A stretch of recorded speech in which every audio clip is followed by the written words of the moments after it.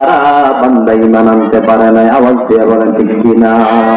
মুসলমানি বুয়াদ গর্দান নেহাদান আনানে খুদ বাতসতে কাজদাতান গরব সুরত আদমি ইনসাবুদে আহমদ বু জানো হামিক সাবুদে আদমিরা आदमियत लाज़िमात हो तेरा गर दून बाशग है जमात।